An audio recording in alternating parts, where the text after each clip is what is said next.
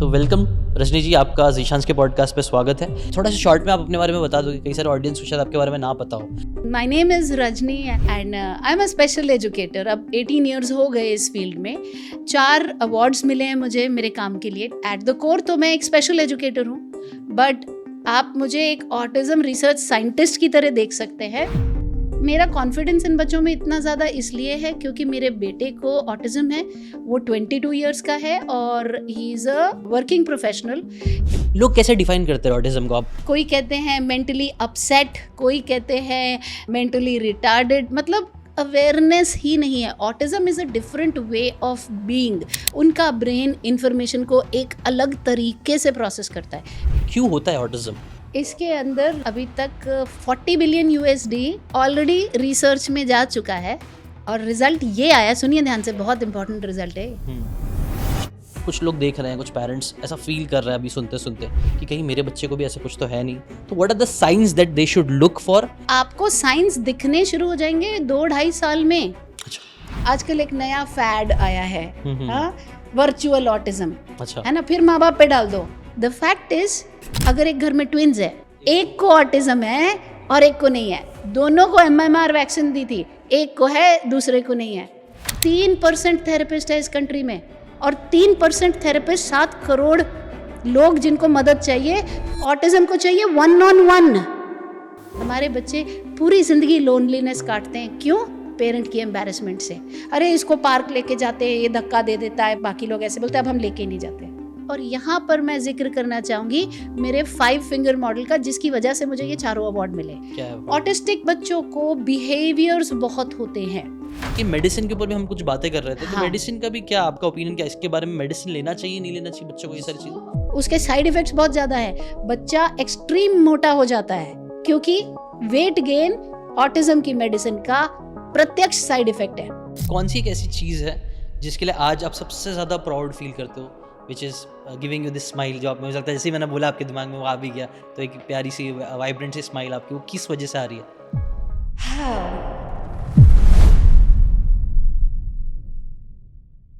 89 से ज़्यादा % लोगों ने हमारे जो पॉडकास्ट देखा है उन्होंने हमें सब्सक्राइब नहीं किया है। अगर आप उनमें से ही आते हो तो आप प्लीज़ सब्सक्राइब कर लो, बिकॉज यहाँ पे मैं आप लोगों के लिए ऐसी अमेजिंग पॉडकास्ट लेके आता रहूँगा जो आपको हेल्थ, वेल्थ, रिलेशनशिप और हैप्पीनेस में इंप्रूव करने में हेल्प करेगी। अगर आपको अपनी एक गुड लाइफ चाहिए, अगर आप ओवरऑल अपनी लाइफ में इंप्रूवमेंट चाहते हो तो हमारा पॉडकास्ट आपकी ज़रूर हेल्प करेगा, इसलिए सब्सक्राइब कर लो। Now let's start. तो वेलकम रजनी जी, आपका ज़ीशान के पॉडकास्ट पे स्वागत है।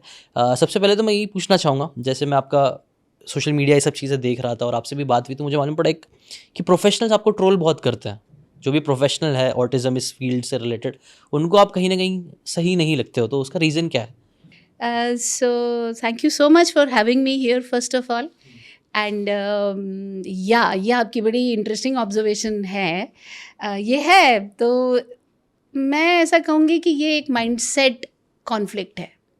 मतलब उनका एक सेट थॉट प्रोसेस है। लोग गलत नहीं हैं जो बच्चे को थेरेपी दे रहे हैं, तो और उनका मेरे बारे में थॉट थोड़ा सा डिफरेंट है। मैंने कभी ये नहीं कहा कि आउटसाइड थेरेपी मत दिलवाओ, बट मेरा ये मानना है कि आउटसाइड थेरेपी से ज़्यादा ज़रूरी घर पे एक पेरेंट का एम्पावर्ड होना है। आप अगर एम्पावर्ड हो, आपको पता है बच्चे के साथ क्या काम करना है, उसके बाद आप आउटसाइड थेरेपी दे रहे हो तो आप एज अ पार्टनर काम कर रहे हो। क्योंकि आप कह रहे हो भाई आधा काम चलो आप करो, क्योंकि मैं खुद इतना नहीं कर सकता, बाकी मैं कर रहा हूँ। उसमें एक सेट गोल्स हैं, उसमें एक अकाउंटेबिलिटी बहुत हाई है, और उसके कोर में जो एक चेंज्ड माइंडसेट जिसकी मैं बात कर रही हूँ, जिसकी वजह से कॉन्फ्लिक्ट है। अब आप सोचिए, ये बच्चा डिसेबल्ड है, हम कोशिश कर रहे हैं जितना सीख पाएगा सिखाएंगे, चैरिटी मॉडल। ये बच्चा केपेबल है, सीखता अलग तरीके से है। वो वाली बात है ना, नाच ना जाने आंगन टेढ़ा। हाँ, तो माने मुझे नाचना सीखना पड़ेगा, आंगन ठीक है। समझ। तो वहाँ पर क्या होता है, मेरी अकाउंटेबिलिटी कई गुना बढ़ जाती है। तो वो चीज़ जब आती है तो फिर लोगों को वो पसंद नहीं आता कि आप क्यों लोगों से कह रहे हैं कि ये केपेबल है, ये सब कुछ सीख जाएगा, ये नहीं कर सकते, हमें ये मानना होगा कि ये डिसेबल्ड हैं। वो मैं मानने को राज़ी नहीं हूँ, और इस वजह से ये सारा हो रहा है। नहीं, आपने जो बात बोली मुझे बहुत काफ़ी इंटरेस्टिंग लगी। इसके ऊपर मुझे एक बुक याद आ रही है, माइंडसेट है, कैरल डवेक की बुक है, जिसके अंदर ना वो 2 माइंडसेट की बात करती है। एक होता है फिक्स माइंडसेट और एक होता है ग्रोथ माइंडसेट। फिक्स माइंडसेट, और ये हर इंसान का, कई बार सिर्फ ऑटिज्म या फिर ऐसे किसी पर्टिकुलर इंसान के लिए नहीं, हर इंसान के लिए, अगर आपकी ज़िंदगी में आपका दिमाग बन गया फिक्स माइंडसेट का कि भाई मैं यही हूँ, मेरे अंदर इतनी ही कैपेबिलिटी है, मैं इस चीज़ में अच्छा हूँ, इस चीज़ में अच्छा नहीं हो सकता, मैं ऐसा ही हूँ, काइंड ऑफ वो जो होता है ना, वो फिक्स माइंडसेट होता है। ग्रोथ माइंडसेट क्या बोलता है कि नहीं, आप भले से मैथ्स में अच्छे नहीं हो, बट अगर आप टाइम देते हो, एफर्ट डालते हो, तो आप अच्छे हो सकते हो। ग्रोथ, यू कैन ग्रो, बस आपको एफर्ट डालने की जरूरत है, आपको समझने की जरूरत है, आपको सीखने की जरूरत है। और जो फिक्स माइंडसेट वाले लोग होते हैं वो ज्यादा सक्सेसफुल कभी नहीं बन पाते हैं, बट जो ग्रोथ माइंडसेट के होते हैं वही आगे बढ़ते हैं, और आपको वैसे होना चाहिए। इसमें इनोवेशन डालने की बहुत जरूरत है, रोज नित्य नए तरीके डालने की जरूरत है। ग्रोथ माइंडसेट की जो आप बात कर रहे हैं, जब हम ऑटिज्म में डालते हैं तो हम 4 बार ट्राई किए और वो बच्चा नहीं किया, तो पेरेंट को सिर्फ एक छोटा सा मुंह देके कि देखिए कोशिश तो कर रहे हैं पर वो सीखता नहीं है, आपको भी पता है डिसेबिलिटी है। यहाँ पर फर्क है, भाई उनका माइंडसेट गिव अप वाला ही है कि हाँ, थोड़ा सा करेंगे गिव अप वो हो जाएगा। नहीं होना चाहिए। मेरी बस सिर्फ ये चीज़ है कि कोर में बहुत टाइम पे मेरे पास स्टूडेंट्स आते हैं, स्टूडेंट्स मतलब मेरे स्टूडेंट्स पेरेंट्स हैं, मैं पेरेंट्स को एम्पावर करती हूँ। ओके, तो बहुत टाइम पे आते हैं। सॉरी मैं इंटरप्ट कर रहा हूँ रजनी जी, थोड़ा सा शॉर्ट में आप अपने बारे में बता दोगे, कई सारे ऑडियंस को शायद आपके बारे में ना पता हो, तो आप एग्जैक्टली करते क्या हो, तो फिर और रेलेवेंट हो जाएगा लोगों के लिए। So basically, my name is Rajni, as you know, and I'm a special educator. अब 18 years हो गए इस फील्ड में, एंड 4 अवार्ड्स मिले हैं मुझे मेरे काम के लिए, 2019, 2020, 2021 और एक तो अभी रिसेंट में 2025 जनवरी में। And basically at the core तो मैं एक स्पेशल एजुकेटर हूँ, बट आप मुझे एक ऑटिज्म रिसर्च साइंटिस्ट की तरह देख सकते हैं, जहाँ मेरा काम, मैंने खुद के लिए ये रोल चुना है कि ये नहीं हो सकता है, नहीं, इसको करना कैसे है, इस बच्चे को सोसाइटी में सेटल कैसे करना है, ये मैं समझने की कोशिश करती हूँ साइंस को डाल के। ऑल्सो बिकॉज मेरा कॉन्फिडेंस इन बच्चों में इतना ज़्यादा इसलिए है क्योंकि मेरे बेटे को ऑटिज़म है, वो 22 ईयर्स का है और he is a working professional, he is a hotel management graduate, Mumbai university से उसने होटल मैनेजमेंट किया है और अकेला रहता है।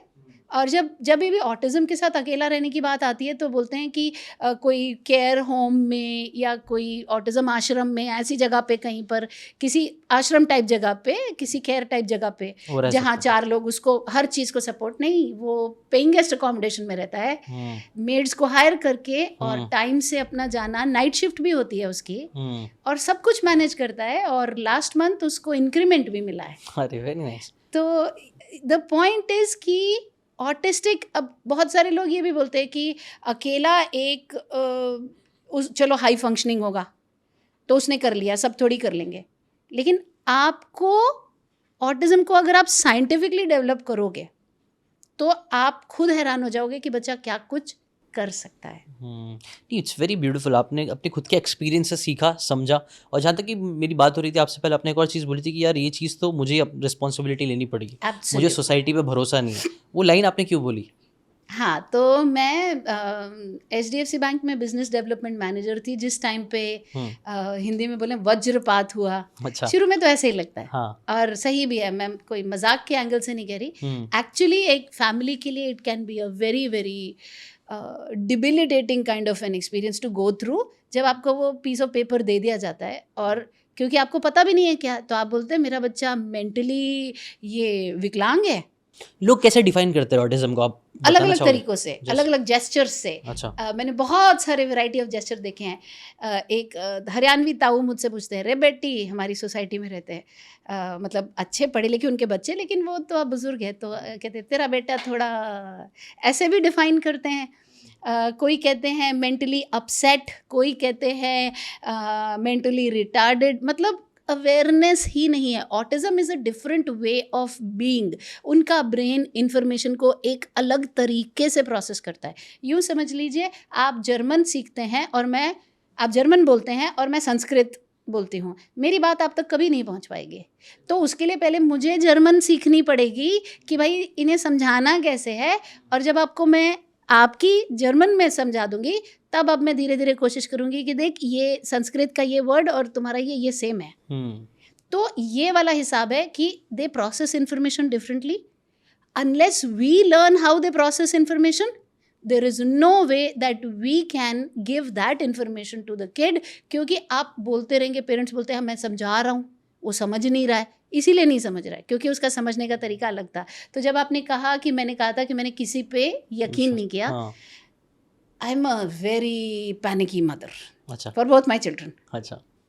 Actually 3 children, third one is a dog. उसके लिए पैनिकी नहीं हूँ, आई डोंट नो व्हाई. वो कूल है, चिल है. लेकिन मेरे दोनों बेटों के लिए मैं बड़ी पैनिकी मदर हूँ. अगर पैनिक मतलब क्या? पैनिक मतलब मुझे इतना सा भी दिखेगा कि 9 की जगह 9:30 बजे दोस्तों के साथ घर आ रहा है, छोटे वाला भी, तो घबराहट हो जाती है. तो ये गलत रास्ते पे तो नहीं जा रहा है, क्यों ये लेट हुआ है. हाँ, मतलब मैं उनको ऐसे नहीं करके रखती, बट मेरे अपने आप में स्टार्ट हो जाता है कि मेरे वैल्यू सिस्टम में तो नहीं कोई प्रॉब्लम है, उससे बात करूँ, कनेक्शन नहीं है, बाहर तो नहीं. तो मेरे अपने अंदर कहीं ना कहीं इट्स अ नेगेटिव थिंग कि आप पैनिकी हो जाओ. लेकिन मेरे लाइफ में, मेरे केस में वो बहुत बड़ा ब्लेसिंग रहा है, शायद भगवान ने इसीलिए डाला था. अच्छा. तो मेरे को ये हो गया, पहले तो मैंने 2 साल 10 महीने पे ही डायग्नोसिस. बहुत सारे स्टूडेंट्स बोलते हैं हमें 5 साल तक पता ही नहीं चला. कैसे पता नहीं चला? मैं तो 1-1.5 साल से ही शक पढ़ना शुरू हो गया था, जबकि मुझे कुछ मालूम नहीं था ऑटिज्म क्या. कैसे साइंस क्या होते हैं? साइंस ऐसे होते हैं कि मैं उसको बुला रही हूँ, वो देख ही नहीं रहा मेरी तरफ, वो कहीं और ही देखी जा रहा है. तो मैं उसको जाके हिला रही हूँ जब, तो फिर वो मुड़ के मेरी तरफ देख रहा है. तो ये इसको सुनता है. कितनी एज पे? ये 1.5-2 साल तक तो सब कुछ बढ़िया से, और थोड़ा पापा मम्मी भी बोलता था. 1.25 साल से 2 साल के बीच में ना, जैसे कि कुछ उसका लाइट जानी शुरू हो जाती है ना कमरे की, डिम होते होते तो अपने कहीं वर्ल्ड में लॉस्ट हो रहा है. ऐसे लग रहा है he is seeing through you, he is not looking at you. जैसे कोई गहन सोच में होगा ना, और आप बुलाएंगे तो सुनेगा नहीं, वैसे वाला. फिर एक तरीके से टॉयज़ को लाइन अप करके रख देना, एक कुशन ले लेना, उसको घुमाई जाना, फेंकी जाना, घुमाई जाना. तो इडियोसिंक्रेटिक बिहेवियर्स. तो मुझे लगा कि कुछ तो बॉस है जो लाइन में नहीं है, कुछ है जो लाइन में नहीं है. तो मैंने 2 साल 10 महीने तक सोसाइटी से, फैमिली से, परिवार से झगड़ा कर के डायग्नोस ले आया. अच्छा. बहुत कुछ सुना मैंने कि तुम पागल कर दोगी, पता नहीं कहाँ कहाँ लेके जाती हो, बच्चे ऐसे होते हैं, 5 साल तक बोलते हैं. लेकिन अब समझ में आता है, जो पेरेंट्स बोलते हैं हमें 5 साल तक पता ही नहीं चला, ऐसा नहीं है. आपने अपनी चेतना को उस तरफ बंद ही कर दिया क्योंकि आप डरे हुए थे, आपने उसको देखना ही नहीं चाहा डर के मारे. तो वहाँ वो पैनिक मेरे काम आ गया. डर ये ज़्यादा था कि कोई चीज़ इन प्लेस नहीं है, उस डर से कि नहीं मुझे देखना नहीं है, वो डर छोटा था. तो जैसे ही मैंने 2 साल 10 महीने पे ये डिस्कवर किया, और मेरे पास में सारे डायग्नोसिस, मैंने एक्शन फॉर ऑटिज्म दिल्ली में है, वहाँ से मैंने डायग्नोसिस लिया, तो ये समझ में आ गया. ये लोग डायग्नोस करते कैसे हैं? मतलब क्या कुछ टेस्ट है? क्या टेस्ट होता है? इसके प्रॉपर टेस्ट होते हैं ऑटिज्म डायग्नोसिस के. ओके. हाँ, तो क्लिनिकल साइकोलॉजिस्ट, डेवलपमेंटल पीडियाट्रिशियंस ये आपको बता देते हैं. तो मतलब हर सिटी में, हर जगह पर एक संस्था होएगी डेफिनेटली. छोटे गांव वगैरह में तो मुझे पता नहीं, Tier 2 सिटीज़ का भी नहीं कह सकती, लेकिन मेट्रोज़ में और अच्छे सिटीज़ में सब जगह there is established organization that will give you a proper diagnosis कि हाँ भाई है.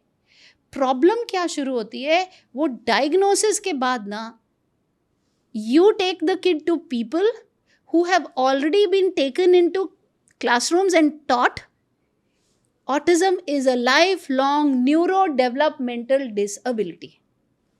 अब जब सिखाने वाला ही ये प्री कंडीशन माइंडसेट के साथ आ रहा है, तो वो थोड़ा कोशिश करता है, चलो अच्छी नोबल इंटेंट से कोशिश करता है, भी सिखाते हैं इसको, पर आफ्टर 2 और 3 अटेम्प्ट्स वो छोड़ देता है कि नहीं सीखेगा ये. अब मेरी पैनिक की स्टेट ऐसी थी कि भाई या तो ये लड़का सेटल करूंगी मैं बड़ा, अभी से ही सेटल का भी, तो वो पैनिक वो लेवल का था. या फिर मैं तो मर ही नहीं सकती, तो मैं परमानेंट तो जी नहीं सकती, तो क्या होगा.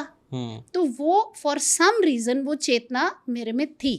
अब उसका मुझे नहीं पता सोर्स क्या था, क्यों था, but I was a very scared mother, so scared that I give up my job like this. लोग बोलते हैं जॉब कैसे छोड़े, फाइनेंशियल फ्रीडम भी देखनी है, कुछ नहीं मैंने सोचा. मेरे को बस ये था अभी मुझे सीखना है, इसको सिखाना है, बात ख़त्म. आगे सोचने की भी कुछ हिम्मत नहीं थी. एंड पहली चीज़ मैंने ये की, मुझे आज भी वो याद है, मुझसे ये कहा गया था कि बहुत ज़्यादा कुछ नहीं कर पाएगा, छोटा मोटा कुछ अपने, या तो कोई दिए बना लेगा, कोई कैंडल बना लेगा, लिफाफे बना लेगा, ये ज़्यादा नहीं कर पाते हैं। ये बात है 2005 या 6 की, अब तो काफ़ी अवेयरनेस आ गई। तो मेरे जहन में सिर्फ एक सवाल उठा उस टाइम पे, वो ये था कि अगर एक लिजर्ड की पूंछ कट जाए तो रीग्रो होती है, एक ह्यूमन बीइंग का हाथ कट जाए तो अगर हम 6 बिलियन 7 बिलियन जो भी हमारा नंबर है, पता नहीं मुझे, जितने भी लोग हैं, किसी एक का भी ऐसा केस है कि अगर हाथ कट गया तो रीग्रो हुआ? नहीं है। मतलब ये एब्सोल्यूट ट्रूथ है कि अगर हाथ कट गया तो वापस नहीं ग्रो हो सकता। तो क्या उसी तरीके से जो आपने स्टेटमेंट बोली है, ये एक एब्सोल्यूट ट्रूथ है? क्या हमारे पास एक एग्जाम्पल है उस 7 मिलियन 6 8 मिलियन जो भी है उतने, 8 बिलियन, मिलियन नहीं सॉरी, 8 बिलियन या 7 बिलियन जितने भी लोग हैं, उसमें आपके पास में एक खरा एग्जाम्पल है जिसने ऑटिज्म के साथ कुछ कर लिया? तो उनका ही जवाब था, हाँ नहीं ऐसे तो काफ़ी लोग हैं। मैंने कहा बस फिर, अगर उस जंगल से निकल के जाने का रास्ता है, मुश्किल हो सकता है, अगर एक जा सकता है तो हम ढूंढ लेंगे, ये मत कहिए कि कोई रास्ता नहीं है। अब इसके बाद ना मुझे बहुत सारी प्रॉब्लम्स फेस करनी पड़ी। सोसाइटी बोलती थी कि सोसाइटी मतलब जब मैं एक्सपर्ट्स के पास जाती थी या करने के लिए, तो वो बोलते थे इस लेडी को ना एक्सेप्टेंस ही नहीं है, ये इसका बच्चे का कुछ हो ही नहीं सकता कि इसको एक्सेप्टेंस नहीं है। ये सब मैंने लोगों से सुने हैं कि हाई एस्पायरिंग पेरेंट्स, बड़े बड़े ओहदों वाले पेरेंट्स, उनको ये चाहिए कि हमारा बच्चा हमारी तरह एक ओहदे पे पहुँचे। वो ये नहीं मानना चाहते कि इस बच्चे को डिसेबिलिटी है। अब दोनों ही बातें गलत थी। मैं ये नहीं मानना चाहती कि डिसएबिलिटी है, ये तो मैं मान रही हूँ कि चैलेंज है। और मेरे को कोई अपनी एस्पिरेशन, कोई ईगो का नहीं है कि मैं मैनेजर हूँ तो इसको थी तो इसको भी होना चाहिए, ऐसा भी नहीं है। मैं ये कह रही हूँ कुछ लोगों ने कर लिया, उनके पिज़्ज़े में ऐसा क्या डिफरेंट है जो मेरी रोटी में नहीं है? वो कैसे कर लिया, मैंने क्यों नहीं कर लिया? मुझे ये क्वेश्चन मार्क का आंसर चाहिए, इसलिए मुझे लोगों से विश्वास हट गया। बहुत कंफ्यूजिंग सिचुएशन थी और बहुत फैमिलीज़ को मैंने टूटते हुए देखा है, क्योंकि बहुत जगह सेम होता है। फैमिली बोलती है इसको कुछ नहीं है, आप मत करो, कुछ भी मत करो, छोड़ दो, अपने आप ठीक हो जाएगा। ये सबसे बड़ी डेंजरस चीज़ है। आप ये नहीं कर सकते कि छोड़ दो, इंटरवेंशन तो करनी है। थेरेपिस्ट बोलते हैं कि ज़्यादा दूर नहीं जाएगा क्योंकि डिसेबिलिटी है। अब ये दोनों एक्सट्रीम साइड्स हैं। आपको जिस रास्ते पे अपने माइंडसेट को रख के चलना है कि चैलेंजेस तो हैं बॉस, प्रॉब्लम्स तो हैं, शायद मैथ्स ये कभी नहीं सीखेगा तो नहीं सीखेगा। आज भी मेरे बेटे को मैथ्स से प्रॉब्लम है, लेकिन उसका ये मतलब नहीं कि ये लाइफ में कुछ नहीं कर सकता। ऑल्टरनेट रास्ते देखने पड़ेंगे। तो चैलेंजेस है, लेकिन कंप्लीटली डिसेबल्ड है वो भी नहीं है। सही बात है। नहीं, आपने एक बहुत इंटरेस्टिंग चीज़ है जो आपने छेड़ी उसको, जिसे मैं भी बोलते हैं कुछ होते हैं यूनिवर्सल लॉज, कि भाई अगर आप चाहे कहीं पे भी रहते हो दुनिया में, कोई भी रेस रिलीजन के हो, अगर आप 7 माले से कूदोगे तो नीचे गिरोगे, ये लॉ है। हाँ। उसको तोड़ नहीं सकता इंसान। बट एक चीज़ होती है परसेप्शन, कि एक परसेप्शन है कि ये ऐसा ही है, लड़कियां इस चीज़ में ही अच्छी होगी, या फिर लड़का ही ऐसा ही होता है। ये सारी चीज़ें परसेप्शन होती है। हमने हमारा परसेप्शन के हिसाब से हम बोल रहे हैं, हमने कुछ सुना है, कुछ देखा है, उस हिसाब से हमने परसीव करके रखा है कि ये ऐसा ही होगा। बट क्या इसके ऑल्टरनेटिव है? जैसा आपने बोला, क्या एक इंसान भी है जिसने ऑलरेडी ऐसा कुछ करके रखा है? अगर है तो हाँ पॉसिबिलिटी है, वो लॉ नहीं है। तो अगर वो लॉ नहीं है तो उसके ऊपर काम तो हमारा करना फर्ज बनता है। We have to try it. और आपने वो चीज़ करी, उसके जैसे आई थिंक आप एक बहुत अच्छे रोल मॉडल भी बन रहे हो बहुत सारे पेरेंट्स के लिए, और आपने अपने खुद के बच्चे की भी लाइफ काफ़ी ज़्यादा सुधार दिया, तो कंग्रेचुलेशन फॉर दैट। बट इसके साथ मैं एक और चीज़ पूछना चाहूँगा, अगर कुछ लोग देख रहे हैं, कुछ पेरेंट्स ऐसा फील कर रहे हैं अभी सुनते सुनते कि कहीं मेरे बच्चे को भी ऐसा कुछ तो है नहीं, अगर उनको डाउट हो रहा है, तो what are the signs that they should look for, और कब उनको डायग्नोसिस के लिए जाना चाहिए? अगर आप अनअवेयर नहीं है, या अगर आप सच्चाई से डेलिबरेटली भागना नहीं चाहते, तो आपको साइंस दिखने शुरू हो जाएंगे 2-2.5 साल में। अच्छा। जब पेरेंट्स बोलते हैं नहीं कोई साइन नहीं था, मुझे पता है कि वो भाग रहा है, क्योंकि वो टाइम पे दिखने शुरू हो जाएंगे। The child will see through you, not look at you. Eye contact नहीं होता, जॉइंट अटेंशन नहीं होता, आप बुलाते रहेंगे। इसीलिए सबसे पहले बेरा टेस्ट कराते हैं। बेरा टेस्ट इज़ फॉर ईयर्स, कि भाई क्योंकि जो बच्चे हियरिंग लॉस होता है, जिनको हियरिंग इम्पेयर्ड होते हैं, उनका भी सेम ही लक्षण होते हैं शुरुआत में, क्योंकि आप बुला रहे हो उसे सुन नहीं रहा है। तो हमारे वाले को इसलिए नहीं सुन रहा है बिकॉज ऑफ ऑटिज्म, सुन रहा है, बट उसे ये सिखाने की ज़रूरत है कि जब कोई आवाज़ मारता है तो तुम पीछे मुड़ते हो, तुम हाँ जी मम्मा बोलते हो, ये उसे नेचुरली नहीं आ रहा है। तो ये शुरुआत में आप देखेंगे, अच्छा उसको टॉय का पता नहीं होता, इसका क्या करूं। बाकी बच्चों के अंदर इंसिडेंटल लर्निंग, न्यूरोटिपिकल बच्चों में, न्यूरोटिपिकल हम बोलते हैं जिनकी न्यूरोलॉजी टिपिकल है, आप हम जैसे। न्यूरो डाइवर्स उनको बोलते हैं जिनकी न्यूरोलॉजी डाइवर्स है, बस इतना ही। तो हम for the sake of discussion यही टर्म्स यूज़ करेंगे। तो एक न्यूरोटिपिकल बच्चा जो है उसको इमेजिनेशन है, तो कार को लेके उसको पता है ये रोड पे चलती है, ऐसे ऐसे करना है, ये करना वो करना। न्यूरो डाइवर्स बच्चे को, क्योंकि उसने जो कार पे चल रही रोड है उसके साथ जनरलाइज नहीं किया टॉय को, उसको नहीं पता क्या करना है, तो वो ले रहा है, वो रख रहा है, ले रहा है, रख रहा है। तो लाइनें बनाते हैं, सीधी सीधी लाइनें आपको सामने से दिख जाएगा। फिर इडियोसिंक्रेटिक बिहेवियर्स होते हैं, उनको कोई चीज़ गिरती हुई पसंद आ रही है। अब ये मैं बहुत टेक्निकल डिटेल में नहीं जाऊंगी, अब it is basically a visual sensory seeking they are doing, but वो उस एरिया में नहीं जाएंगे। उसको क्या हो रहा है, वो बॉटल पकड़ के दबा रहा है शैम्पू की, और वो ऐसे ऐसे बहता हुआ उसको नीचे गिरता हुआ दिख रहा है, उसे अच्छा लग रहा है। अब वो दूसरी बॉटल पकड़ के, क्यों, उसको इन्वायरमेंट से लेना नहीं आ रहा, तो कोई एक काम वो करते जाएंगे, गद्दी घुमा रहा है, कुशन घुमाई जा रहा है, घुमाई जा रहा है, बॉटल का कैप घुमाई जा रहा है, घुमाई जा रहा है, कोई भी एक चीज़ वो करते जा रहा है, करते जा रहा है, उसका स्टिम बन गया, सेल्फ स्टिम्युलेटरी बिहेवियर। बाकी बच्चे एक काम कर करके बोर हो जाएंगे, दूसरे पे जाएंगे, ये नहीं जाएंगे, ये एक ही करते रहेंगे, क्योंकि इन्हें दूसरा काम करने के लिए सिखाना पड़ेगा। बट ये तो मेरे को एबिलिटी लग रही है, आप जब बोल रहे हो इसको, मुझे आजकल क्या लग रहा है कि आजकल तो ये चीज़ बहुत ज़रूरी है, सक्सेसफुल बनना है ना, तो आपको फोकस रहना बहुत ज़रूरी है। इसी चीज़ को हम बोलते हैं hyper focus versus hypo focus. हाँ, अब उनका हाइपर फोकस एक अनप्रोडक्टिव चीज़ में चला गया, तो वो आपकी ऑटिज्म की प्रॉब्लम बन गई। अब आपने उसको अलग अलग फ्लावरी नाम दे दिए, हाई फंक्शनिंग, लो फंक्शनिंग, प्रोफाउंड, फलाना, ये वो। लेकिन ऑटिज्म, देखिए दो चीज़ें, अगर उसके साथ कोमॉर्बिड कंडीशन है, एक बच्चे को ऑटिज्म भी है, सेरेब्रल पॉल्सी भी है, अच्छा, तो वो एक्चुअली डिसेबिलिटी है, बट वो ऑटिज्म की वजह से नहीं है, वो उसके साथ सेरेब्रल की पाल्सी, जिसमें वो व्हील चेयर पे रहेंगे, हाँ, हाथ पाँव, I will not go into the details, हाँ, बट हाँ, हाँ एक इनको एक साइंटिस्ट तो था ना, उनका नाम नहीं याद आ रहा, हाँ स्टीफन हॉकिंग, हाँ स्टीफन हॉकिंग को वो था ना, हाँ no, I think he had some other condition which got progressive with it. Cerebral palsy होता है, ब्रेन में ऑक्सीजन उतना नहीं पहुंचता है, तो वो उसकी वजह से ऑर्गन्स डैमेज हो जाते हैं और वो मूवमेंट नहीं होती। उनको जो था दैट वाज प्रोग्रेसिवली उनके मसल्स डाई हो रहे थे over a period of time, तो अलग चीज़। What I am saying is epilepsy है, फिट्स आते हैं, या मेरे पास कई स्टूडेंट्स थे, हियरिंग लॉस भी था और ऑटिज्म भी था, वहाँ वो आप डिसेबिलिटी वाली कैटेगरी में आ गया because of the comorbid condition.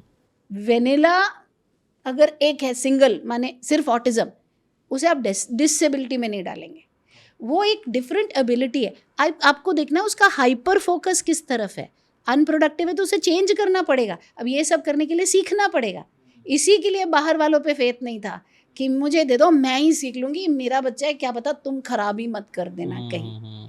तो शुरू से ओके, बहुत अच्छा। आई थिंक वो आपने रिस्पॉन्सिबिलिटी ली तो उसने बहुत ज़्यादा हेल्प की आपको भी, और काफ़ी सारे दूसरे लोगों को भी हेल्प करी उस चीज़ ने। बिकॉज आपने एक और एग्जांपल दिया था जब हम बिहाइंड द कैमरास बात कर रहे थे कि यार वो मेंढक जैसा हाल हो गया था जो बह रहा था, चढ़ने की कोशिश कर रहा था, सब बोल रहे थे मत चढ़, बट आप फिर भी चढ़ गए क्योंकि आपको लग रहा था सब चीयर कर रहा है। तो इसमें ना मुझे एक एग्जाम्पल याद आ रहा है, एग्जाम्पल नहीं, एक इंसिडेंस याद आ रहा है। I was working with the school and two ladies, they were sitting in the I was a teacher in the same school as my son, and these two were in the staff room, and I was at their back, so they don't know, and they're talking to each other, and one of them, they're my colleagues, and they're all both special educators, trained, qualified. I was on provisional basis, assistant, because I had applied, and that's how, I mean, they will take you, this legal, they will take you as assistant, provisional basis. मेरे exams अभी हुए नहीं थे, I was in the process.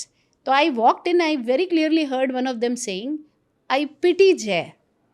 His mother is so detached from reality. She is all the time only thinking that Jay is normal and she's trying to treat him like normal. Poor thing, she's in for a big heartbreak. Okay. Yeah. Hmm. And yeah, I'm not in touch with those teachers anymore.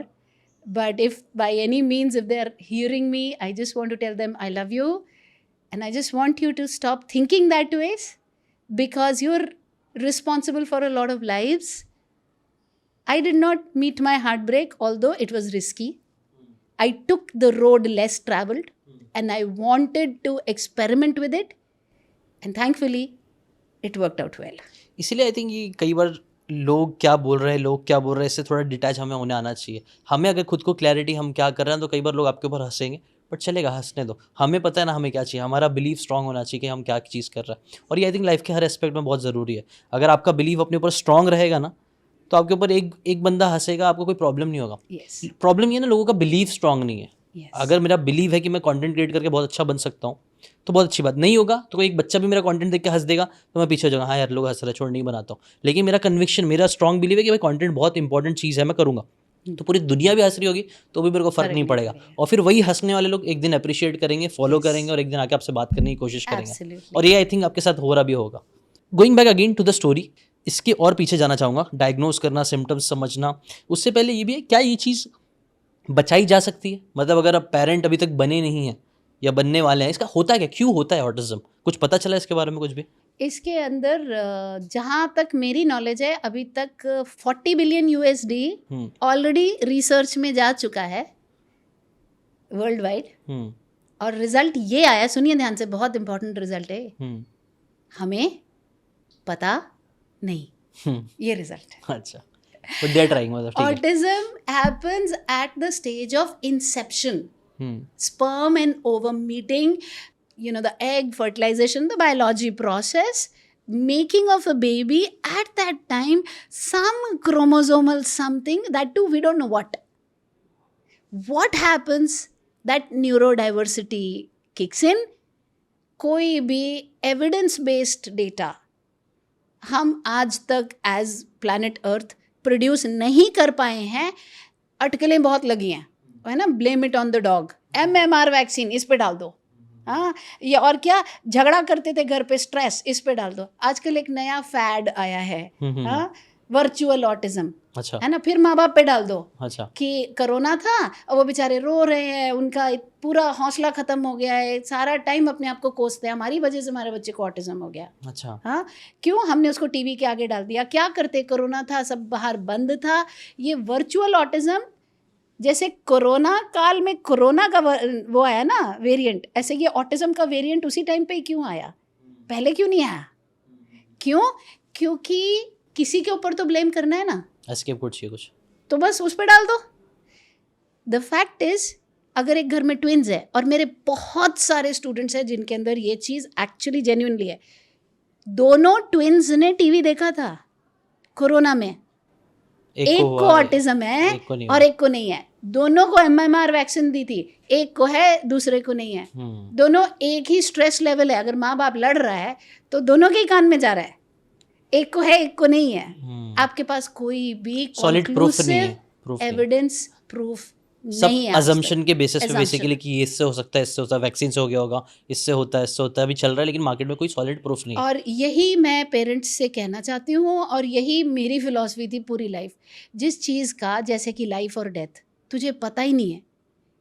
May you live to 100 Rajni, but अगर तेरी अभी और 15 minute में हो गया तो तेरे पास कोई गारंटी नहीं है. तो तू उसकी वरी क्यों करेगी?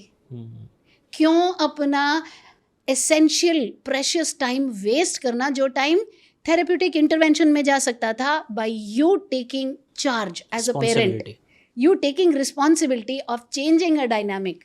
वो इसमें ही लगा दो कि हाय मैं झगड़ा ना किया होता. मेरे पास ऐसे ऐसे आते हैं केसेस, ये 6 महीने का था, मेरे गोद से गिर गया था. हाँ, तो गोद से गिरने से नहीं होता है ऑटिज्म. मैंने मेरे वीर को, जो मेरा छोटा वाला है, अभी 8th में है, पता नहीं 50 बार गिराया होगा गोद से. वो गिर ही जाते हैं बच्चे. हाँ. हो जाता है. तो गोद से गिरने से ऑटिज्म नहीं होता. नहीं, उसके चोट लग गई, नहीं, ब्रेन इंजरी नहीं है autism. It's a different way of being. Your child is very intelligent.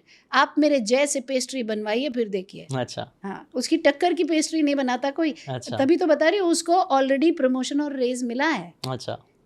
अक्टूबर में तो ज्वाइन किया He is उसने. doing great in his life. He is doing very good. God is kind. Right. हाँ? And you are taking responsibility of, और अब कर रहे हो. God kind Yes, है, but yes. हमारा actions भी God देखता है, तभी result भी Yes, देता yes. As a mother, तो I don't think there is another option only. है. हाँ. And that is what I would tell parents.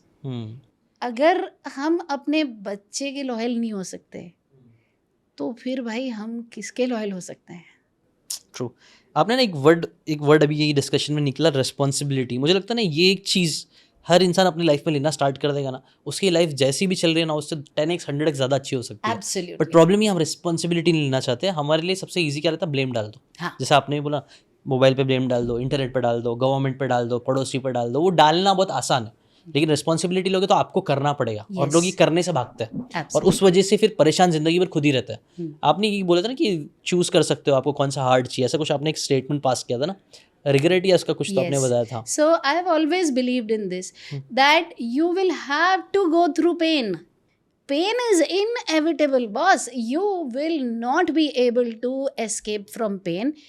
Only you have to make a choice. You choose pain of hard work, or you choose pain of regret. Pain of hard work is temporary. Pain of regret is forever. Right. Yeah. I think ये 5 regrets book की एक summary मैंने बनाई थी recently. उसके अंदर यही था, एक वन ऑफ द रिग्रेट्स, लोगों को रिग्रेट क्या क्या होता है. उसमें एक वही था कि मैं बहुत सी चीज़ें कर सकती थी बट मैंने नहीं करी. इसमें से ये भी एक चीज़ हो सकती है. वो केसेस देखिए, वो सब ऑप्शनल है, चलो आपका फिर भी चल जाएगा. मेरा तो सिर्फ इतना कहना है कि अगर आपने अपने बच्चे की तरफ अपनी रिस्पॉन्सिबिलिटी नहीं निभाई, तो वो रिग्रेट लेके तो भाई सांस भी नहीं आनी. करोगे क्या? ये बहुत डेंजरस है, इस चक्कर में मत पड़ो. इससे अच्छा है एम्पावर्ड बनो, हार्डवर्क डालो, और इन सब के कोर में एक ही है, बिलीव इन योर चाइल्ड. ये तो सोचो कि ये कर सकता है, क्योंकि अगर आपने उस पर बिलीव किया. देखिए, सबसे पहला थॉट ही मेरे मन में क्यों आया ये, और ये गॉड गिफ्ट होगी मुझे लगता है.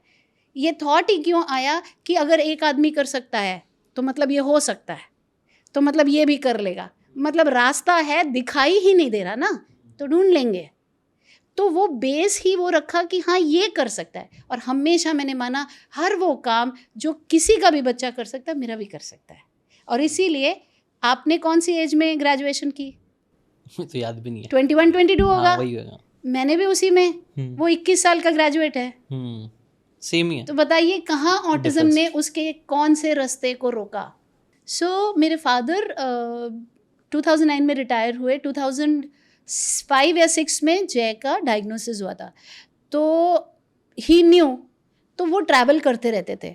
तो समवेयर ड्यूरिंग दैट टाइम जब डायग्नोसिस हुआ ही था, या ही वॉज ऑब्जर्विंग जय वेरी क्लोजली कि ये क्या, ये कुछ मुझे सही नहीं लग रहा. तो उन्होंने once he was on a official visit to Germany, वहाँ से कहीं से वो एक किताब लाए थे. God has different ways of sending you the information. तब इंटरनेट का उतना नहीं था, तो वो वहाँ के थ्रू. और जब मैंने उसको पढ़ा, पहले मेरे फादर ने पढ़ा, तो मेरे में ना उस टाइम पे उतनी एक्सेप्टेंस, हालांकि मैं पैनिकी थी, लेकिन किसी चीज़ को आप नाम दे देते हो तो फिर वो एक एस्टैब्लिश्ड, मतलब आप समझ रहे हो ना, कि डर बैठ जाता है. तो नहीं ऐसा नहीं है. तो मेरे फादर ने मुझे बोला नहीं ऐसा है. अच्छा. तो एक्सेप्टेंस नहीं आ रहा था पहले. मेरे को नहीं हो रहा था कि ऐसा, ये मत बोलो, ये नहीं है, बाकी कुछ भी ये नहीं है. तो मुझे थोड़ा टाइम लगा उस चीज़ में, लेकिन फिर जब उन्होंने बोला ऐसा है, ध्यान से पढ़ो, देखो तो सही उसकी तरफ, तो एक एक चीज़ मैच हो रही थी. तो वहाँ से फिर मेरी जर्नी स्टार्ट हुई थी. जितने थोड़े दिन वो सब नॉर्म होना ही है, सबके साथ ही है कि रोना धोना, डिप्रेशन में जाना, सैड होना. बट काफ़ी दिन तक वो करने के बाद फिर काफ़ी दिन, मतलब कोई 10-15 दिन लगे मुझे. बट उसके बाद फिर मेरे मन ने एक ही चीज़ बोली कि चल अब हो गया. अब क्या वो भी कि भगवान ने मेरे साथ ऐसा क्यों किया. तो उसने फाइनली कहा चल अब क्यों किया, तो अब वो कहीं दिखेगा तो मारेंगे पत्थर उसको. अब पता नहीं किधर दिखता है. हाँ. पर अब ये बता कि आगे क्या करना है. तो ये वाला जब सवाल आ गया ना, तो वहाँ से लाइफ शिफ्ट होनी शुरू होगी कि आगे क्या करना है. ठीक करना है तो ढूंढते हैं फिर. तो ये वाली जो चीज़ है ना, ये I would say anybody who is listening to me who has a kid on the spectrum, कई लोग ये आगे क्या करना है, हाँ ये है आगे क्या करना है के लिए 4 साल निकाल देते हैं. पहले तो एक्सेप्ट ही नहीं करते, कई 20 साल निकाल देते हैं. मेरे पास एक फैमिली आई थी 38 ईयर ओल्ड. अच्छा। अब वो बच्चा भी नहीं बोल सकते, चाइल्ड थोड़ी है वो, एडल्ट है। और वो अभी भी मानने को तैयार नहीं है कि उसको है, कि उसको ऑटिज्म है। अब क्या ही काम करेंगे आप अगर आप मानने को ही नहीं, जब इसका मूड अच्छा होता है तो ये सब करता है। अरे उसकी एज 38 हो चुकी है, अभी भी नहीं मानोगे क्या? अभी अपने मरने की वेट कर रहे हो, बिना मान के ही जाना है इस दुनिया से। चलो भाग लो, लेकिन मरना आसान नहीं होगा भाग के, ये तय है।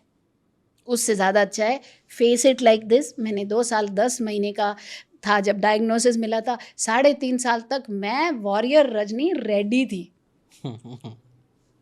वॉरियर रजनी बहुत अच्छा बोला। जैसे मेरी भी कम्युनिटी है ना, मैं लोगों को बार बार बोलता हूँ अपने आप को वॉरियर बोला करो। एक आइडेंटिटी बनानी तो अच्छी आइडेंटिटी बनाओ, बुरी आइडेंटिटी मत बनाओ कि मैं ये नहीं कर सकता। वॉरियर वाली यस, कि हम करेंगे, कुछ भी हो जाएगा डटे रहेंगे, मुश्किल से मुश्किल सिचुएशन में काम करेंगे, दूसरों के लिए काम करेंगे। तो वो बहुत अच्छा लगा आपने खुद से वॉरियर मेंटालिटी वाली चीज़ कही। तो अच्छा, और क्या गलतियाँ करते हैं? हमने जैसे बात करते हैं, एक बिलीफ के ऊपर बात हुई थी कि बिलीफ ही खराब होता है यूजुअली। इंटरवेंशन नहीं सीखते हैं क्योंकि बिलीफ नहीं है, और कहीं ना कहीं खुद पे बिलीफ नहीं है, सेल्फ कॉन्फिडेंस नहीं है। ऊपर से कई थेरेपिस्ट क्या करते हैं, अगेन अब थेरेपिस्ट फिर ट्रोल करेंगे, आप कहते हैं ना थेरेपिस्ट ट्रोल करते हैं। हाँ। कहते हैं कि ये तो टेक्निकल चीज़ है, आपका क्या मतलब, आप वहाँ बैठो, आप हमारे पास ले आए, अब हम कर लेंगे। फिर दरवाज़ा बंद कर देते, फिर सिखाते नहीं है। मैं आपसे एक बड़ा सिंपल सा गणित करती हूँ। हाँ, एक दिन के 24 घंटे 7 दिन के मल्टीप्लाई कर लिया, है ना। 8 घंटे सोने के निकाल दीजिए, 16 घंटे मल्टीप्लाई 24 7 दिन, सॉरी, तो 16 घंटे मल्टीप्लाई 7 दिन 112। 112 में से आप 3 घंटे, वैसे भी 45 मिनट्स थेरेपी देते हैं, आप, मैं बोल रही हूँ 1 घंटा थेरेपी देते हैं, चलो 45 मिनट्स मत करो, 1 घंटे की 3 थेरेपी हफ्ते में, 109 घंटे की अकाउंटेबिलिटी बॉस कौन ले रहा है? अगर आपका बच्चा किसी भी साधारण बच्चे की तरह ट्यूशन क्लास में जाके सीख के वापस आ सकता, कि हफ्ते में 3 दिन ट्यूशन जा रहा है, पढ़ रहा है, सीख रहा है, वापस आ रहा है, तो वो उसको आपको ऐसे स्पेशलिस्ट के पास ले जाने की ज़रूरत थी ही नहीं। क्योंकि बच्चे की एक्टिव वर्किंग मेमोरी कम है, क्योंकि आपको स्पेशलाइज्ड हेल्प की ज़रूरत पड़ रही है। तो ये भी तो समझिए कि जब आप बाहर 3 घंटा लेके जा रहे हैं, तो उस मॉडल को रेप्लिकेट करिए 109 घंटे अपने घर में, तब ना काम होगा, उठने से लेके सोने तक। वरना क्या होगा, मेरे पास पेरेंट्स आके बोलते हैं, देखिए 4725968 डिवाइडेड बाई 285, बेटा करके दिखा। बेटा बिल्कुल, मेरी मैथ गलत होती है, वो कर लेता है फटाफट। लेकिन मैं कहती हूँ, तू 2 मैगी लेके आया, तो 3 पार्ले जी लेके आया, 1 मैगी की कॉस्ट बेटा 15 रुपये, टोटल कितना बिल बना मेरे बच्चे, उसको नहीं पता। क्या फ़ायदा ऐसी बड़ी बड़ी मैथमेटिकल कैलकुलेशंस का, प्रैक्टिकल यूज़ नहीं हो पा रहा, यूज़ ही नहीं है। तो पेरेंट को इंटरवेंशन सीखनी है सबसे पहले। और यहाँ पर मैं जिक्र करना चाहूँगी मेरे 5 फिंगर मॉडल का, जिसकी वजह से मुझे ये 4 अवार्ड मिले। अच्छा। क्योंकि जब मैंने पहले डिसाइड कर लिया कि हाँ ये हो सकता है, ये छिपकली की पूंछ और वो वाला एग्जाम्पल, हाँ, कि वहाँ कोई तो पहुँचा है तो पहुँच सकते हैं, तो अब रास्ता ढूंढते हैं क्या करना। तो पहला मेरा स्टेप क्या था, टेम्पल ग्रैंडन की किताबें लेना, पढ़ना, सीखना, समझना, जैसे उन्होंने बताया वैसे करना। और मैं कई बार सोचती थी एकलव्य है तो एकलव्य ही सही, क्योंकि मेरा मन क्रिब करता था ना, उसको भी डिस्ट्रैक्शन चाहिए, पार्किंग स्पेस चाहिए मेन हाईवे से। तो बोलता था कि यूएस में तो इतना कुछ है, वो तो वहाँ पर है, तुम्हारे पास इंडिया में तो कुछ नहीं है। तो मैं कहती थी एकलव्य ही सही, किताब से सीख लेते हैं, नहीं है तो पहले तो सीखना और फिर एक्सपेरिमेंट डालना।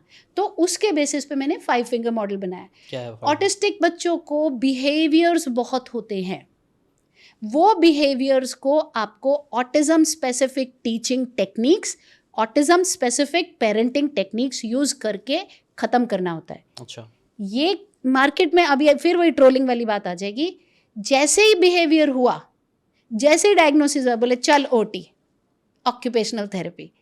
अब आप लूज मोशन को पैरासीटामोल से ट्रीट करने की कोशिश करोगे तो वो नहीं होगा। फिर मेरे पास जब आते हैं, बोलते हैं पिछले 2 साल से ओटी चल रही है, लेकिन हम बिहेवियर से बहुत दुखी हैं, बिहेवियर नहीं जा रहा है। तो क्योंकि आप पैरासीटामोल से लूज मोशन ट्रीट करने की कोशिश करें, वो नहीं होगा, फ़र्क नहीं पड़ेगा।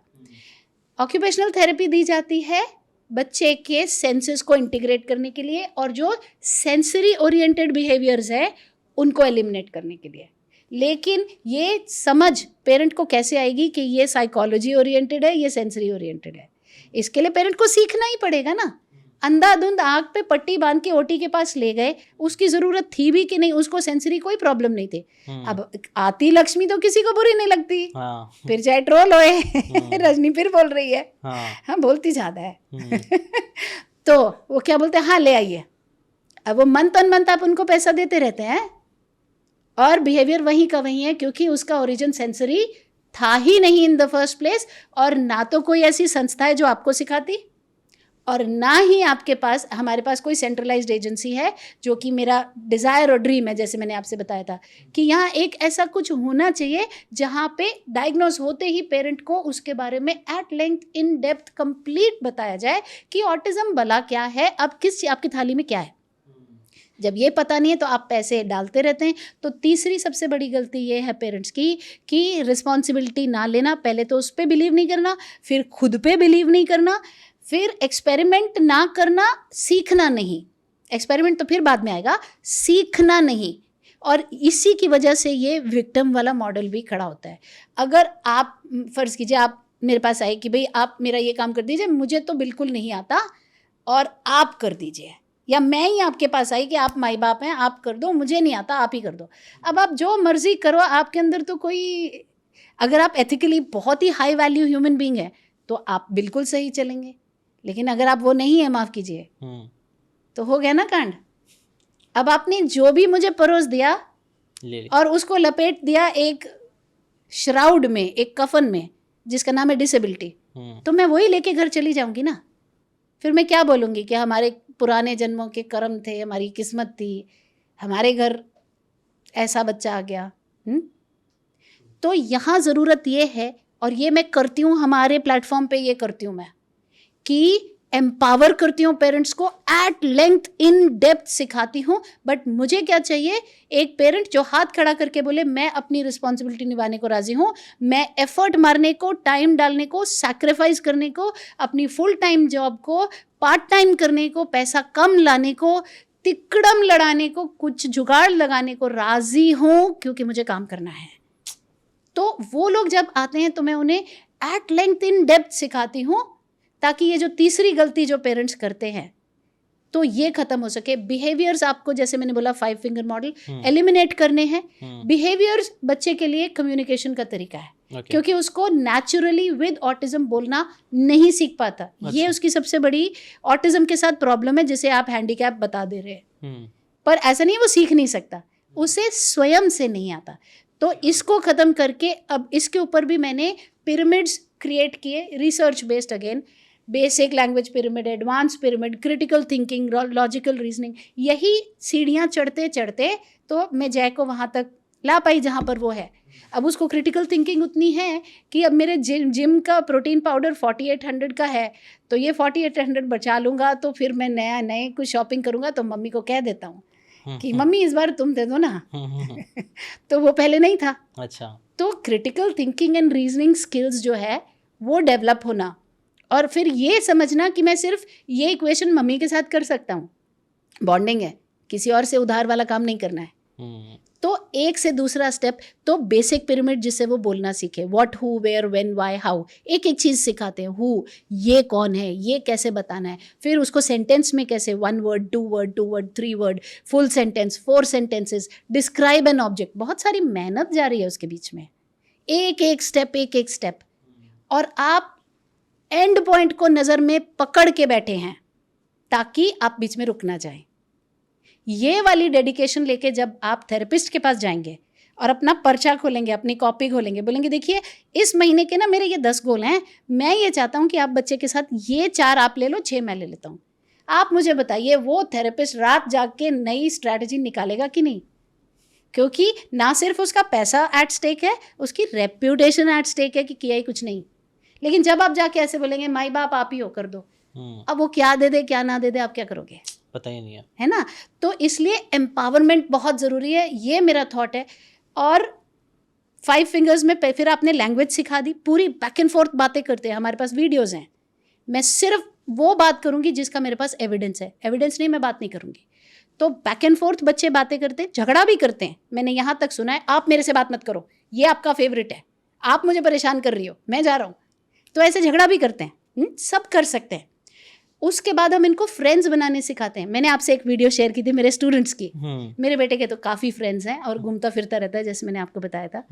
तो अभी स्टूडेंट्स भी क्योंकि काफ़ी टाइम से मेरे साथ चल रहे हैं, तो अब ऐसे तो फ्रेंड्स भी ये बना सकते हैं। हमारे बच्चे पूरी ज़िंदगी लोनलीनेस काटते हैं, क्यों? पेरेंट की एम्बैरेसमेंट से। अरे इसको पार्क लेके जाते हैं, ये धक्का दे देता है, बाकी लोग ऐसे बोलते हैं, अब हम लेके ही नहीं जाते। 5 फिंगर मॉडल वो धक्का दे रहा था, आपने उसको करेक्ट नहीं किया ऑटिज्म स्पेसिफिक ट्रेनिंग टेक्निक से, आपने उसके 2 झापड़ जड़ दिए, आपने उसकी ओटी बढ़ा दी, वो धक्के फिर भी दे रहा है ना। और फिर लैंग्वेज नहीं आपने सिखाने में, क्योंकि आपको आता ही नहीं, क्योंकि आपको किसी ने नहीं सिखाया। लेकिन विलिंगनेस तो लाइए, अगर आप सीखना चाहेंगे तो हम हैं सिखाने के लिए, I will back you. Okay, फिर आप सोशल इंक्रीज करेंगे। अच्छा, हम कभी 1 पैसे की रिस्पॉन्सिबिलिटी घर में नहीं देते ऑटिस्टिक बच्चे को। पेरिस हिल्टन और छी हुआ की तरह उसको लेके चलते हैं, हाथ पकड़ के जिधर जाना है। हाँ, अरे उसको बोलो कि गार्ड को पूछो मैड ओवर डोनट्स कहाँ है। आपको क्यों उसको हाथ पकड़ के लेके जाना है? उसको पूछो 2nd फ्लोर पे, बोलो गार्ड को 2nd फ्लोर पे कहाँ है। कोई कोरियर वाला आ जाता है ना घर, पता नहीं हमको उससे रिश्ता बांधना होता है, हम कहते हैं इसको अंदर ले जाओ, बच्चे को ले जाके खड़ा करो। कोरियर वाले को जल्दी है, कोई बात नहीं, वो बोलेगा मैडम इतने पैसे दो, बोले इससे बात करो, भैया को पूछ। कॉन्फिडेंस डेवलप करना पड़ेगा, लाइफ स्किल्स डेवलप, उसकी रिस्पॉन्सिबिलिटी लगाओ कि अपने आप ये करेगा, पौधे में पानी डालेगा, ये करेगा, वो करेगा। मैं मेरे घर में इस चीज़ के लिए बहुत इनफेमस हूँ, मिसयूज़ करती है बच्चों को तो मैं बोलती हूँ जा मेरे बुटीक वाली के पास जा, पूरा हिसाब सही से करके लेके आना। क्यों? वो सीखा है ना, सिखा रहे हो उसको भी, सिखा रहे हैं। वो सीखेगा नहीं तो करेगा कैसे? कोई भी इंसान मुझे लगता है वो सीखने का कई बार पेरेंट्स देते ही नहीं है बच्चे को, नहीं देते, हर चीज़ के लिए खुद ही रेडी रहते, तो बच्चा कब ग्रो करेगा, कब करेगा? और ये पर्टिकुलरली ज़्यादा प्रॉब्लम है एफ्लुएंट फैमिलीज में। आपके पास 3 मेड हैं, 1 गाड़ी सफाई वाला, करा लो बच्चे से, क्या काम कराते हो आप? तो आपको लगना पड़ेगा। आज मेरे दोनों बच्चों को झाड़ू पोछा भी लगाना आता है, अच्छा, मेड्स के बावजूद, क्योंकि ज़रूरी है। अब वो अकेला रहता है, किसी दिन नहीं आएगी तो गंद में थोड़ी पड़ा रहेगा। सही बात है। तो ये आपने अब 5 फिंगर्स में बिहेवियर हो गया, लैंग्वेज हो गया, सोशल, सेल्फ हेल्प स्किल्स सिखाने होते हैं। अच्छा। सेल्फ हेल्प की बदौलत ही वो अकेला रहता है, टाइम टू टाइम सिखाने होते हैं। तो जब वो 4 साल का था, ये पैर में ये चप्पल खुद पहनोगे, ये पैर में पहनोगे, उतार के रख के आओगे।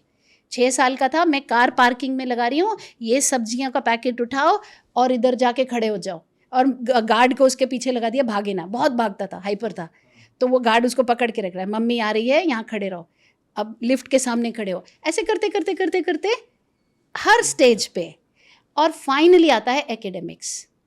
एकेडमिक्स आप सोचो, बहुत अच्छा स्कूल मिल जाए, हमें काम ना करना पड़े, तो आपका बच्चा कभी सक्सेस नहीं हो सकता। 30 बच्चे हैं, सबका लर्निंग स्टाइल डिफरेंट है। चलो वो न्यूरोटिपिकल हैं, नहीं भी उनका लर्निंग स्टाइल आपने पकड़ा तो उनके माँ बाप कोई ट्यूशन में डाल देंगे, कुछ करेंगे, वो तो सीख ही जाएगा।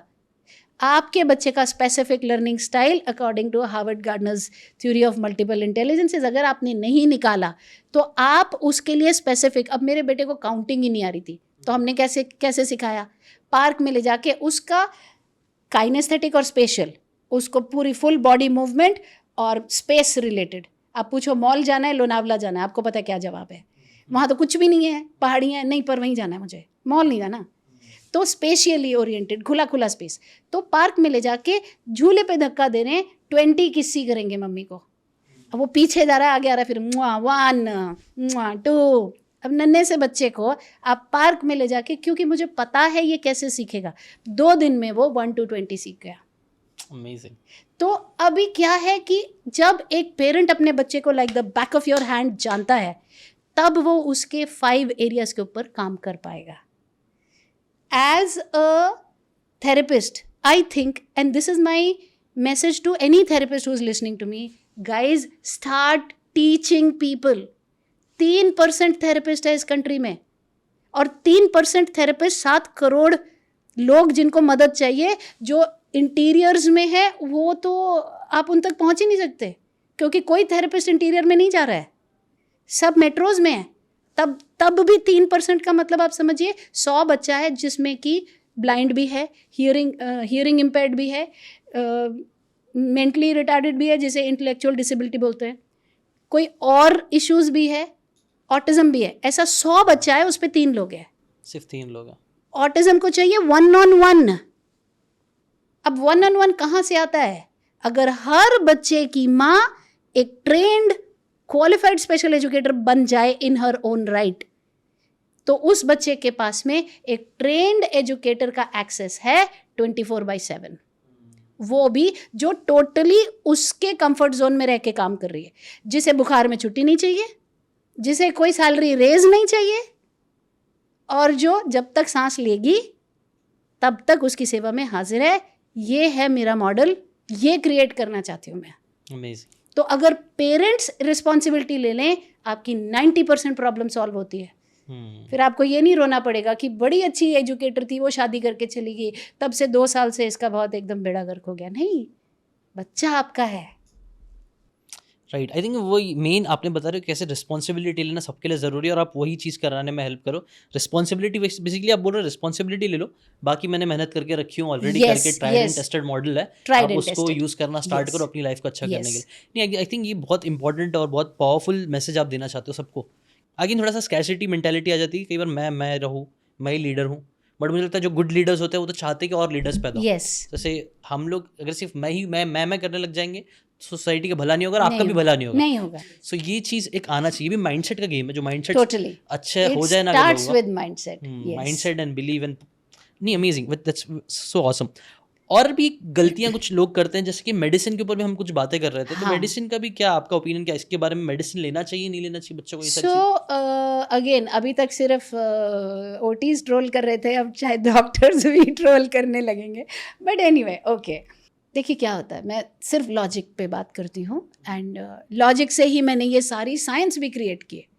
तो लॉजिक एक बहुत पावरफुल चीज़ है। अब मैं लॉजिक से आपको बोलती हूँ, एलोपैथी मेडिसिन के अंदर बेसिकली अगर आपको सिर दर्द है और आपने एक गोली मुंह में डाली और 15 मिनट बाद आपकी तकलीफ का निवारण हो गया, वो क्यों हुआ बताइए?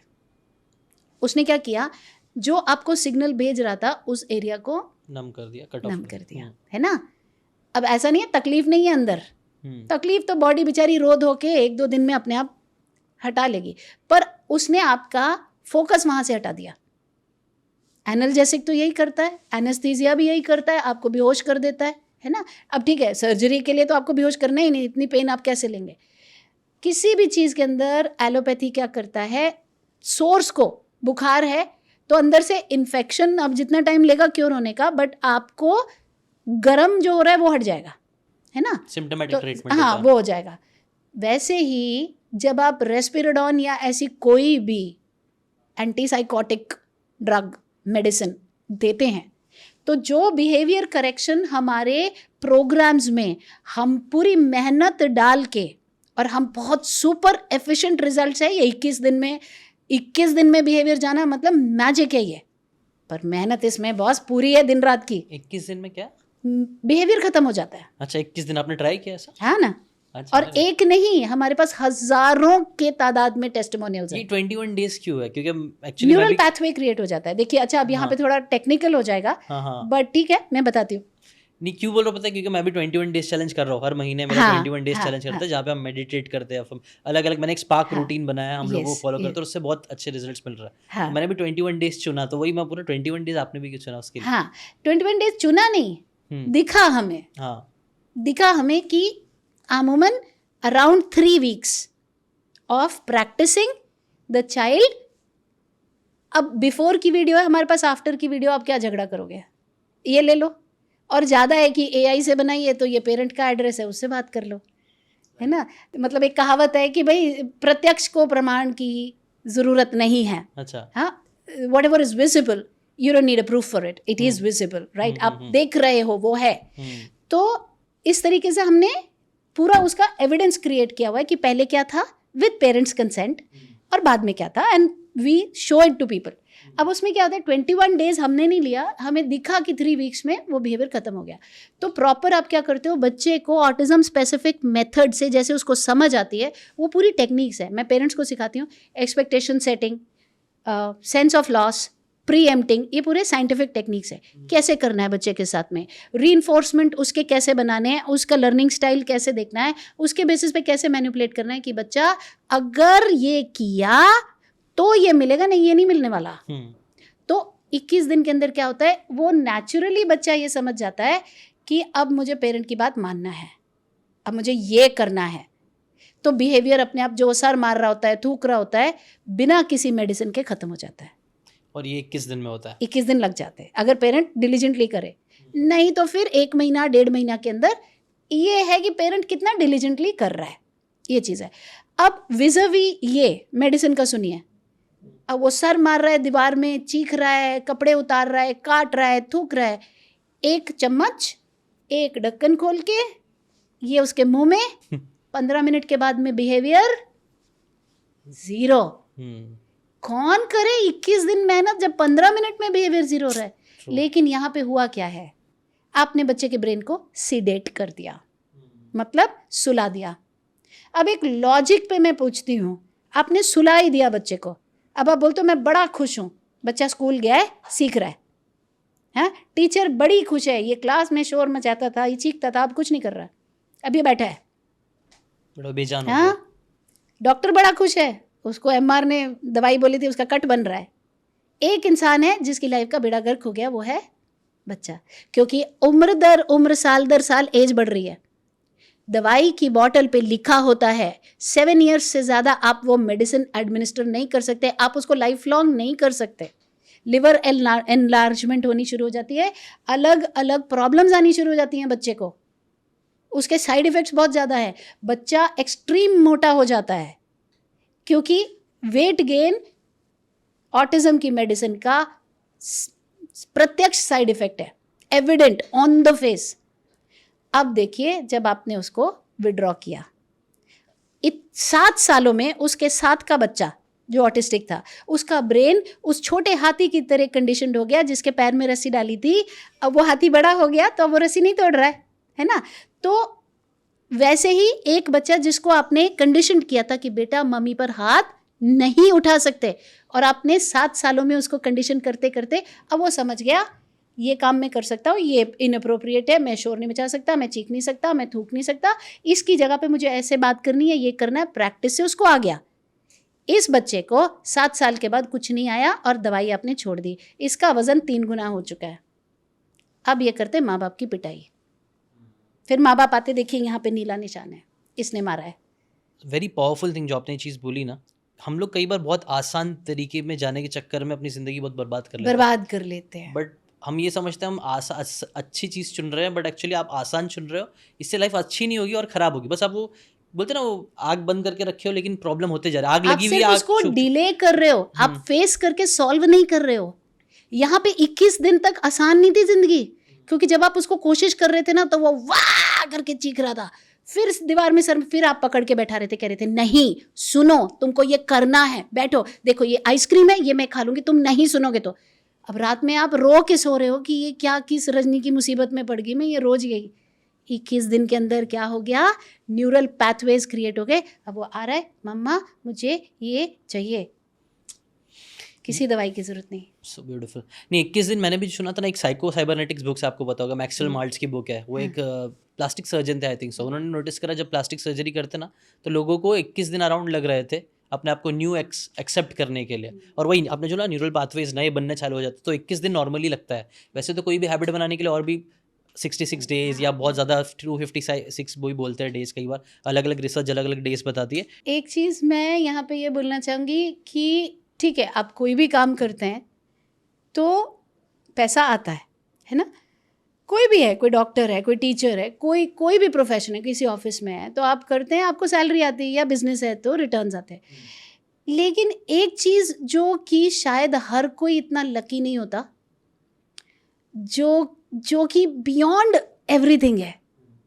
जब एक पठानकोट से कहीं दूर एक गांव में बैठी हुई एक माँ जब कॉन्फिडेंस के साथ खड़े होके बोलती है ना कि आज मैं स्कूल में गई थी मैम और मैंने बोला 3 महीने हो गए हैं आप डॉट्स ज्वाइन कर रहे हो, मैंने कुछ नहीं आपको बोला, मैं चुपचाप घर पे काम कर रही थी देखने के लिए उसकी स्पीड क्या है, ये देखो ये ऑलरेडी अभी डिक्टेशन देखो कैसे लिखता है। और बोली उनके हाथ पांव फूल गए, ये कैसे डिक्टेशन लिख रहा है। बोली अब इसका सिलेबस मेन स्ट्रीम करो क्योंकि ये बच्चा कर सकता है। तो वो जो कॉन्फिडेंस उस लेडी में आया जो कि रो रो के आई थी कि मैं क्या करूं, कोई सपोर्ट नहीं है, मेरे यहाँ तो कुछ भी नहीं है, वो वाली फीलिंग ना एक अलग ही फीलिंग है, क्योंकि ना सिर्फ बच्चा, पेरेंट भी एम्पावर हो रहा है कि हाँ ये हो सकता है, हम कर सकते हैं। ये आपकी स्टोरी और जितनी भी लोगों की स्टोरी सुन के ना मुझे वो स्टोरी याद आ रही है। आई थिंक थॉमस एडिसन की स्टोरी हो। Yes. बचपन में उसके बच्चा वो जाता है Yes. उसके स्कूल टीचर्स बोलती है तुम कुछ नहीं कर कर नहीं पाओगे सकते। बेटा, और उसने कुछ हाँ। ऐसे लेटर की पूरी स्टोरी, वो आपको याद है वाली स्टोरी? यस यस प्लीज वो शेयर करिए ना। हाँ, मुझे एग्जैक्टली नहीं याद है वरना मैं शेयर तो करता। Thomas Edison was again I think he had dyslexia, if I'm not sure, he had dyslexia, some learning challenges, disability word से तो वैसे ही मेरे को एलर्जी है, तो मैं challenge ही बोलती हूँ। Yeah, तो some issue he had because of which the school wasn't able to get results with him, and one fine day they gave him a letter, anyway he couldn't read, and they said give it to your mother, and the letter said please don't send him, we cannot teach him, he is not capable, he is disabled, blah blah blah, finish. So the mother read the letter and put it away in her box or something, and she said from tomorrow we're not going to school. And he said why? So she said because they're saying that your child is so brilliant, he's so intelligent that we are not capable of teaching him, so now mama will teach you. And when his mother passed away so many years later, and then he opened somehow he came across that letter and he read it, and the letter had said that he is not capable and don't send him. That is the power of a mother, and more belief. So a family. वही believe, I think believe अपने बच्चे पे again करना कि यार दुनिया बोल रही है बट मुझे पता है कर लेगा।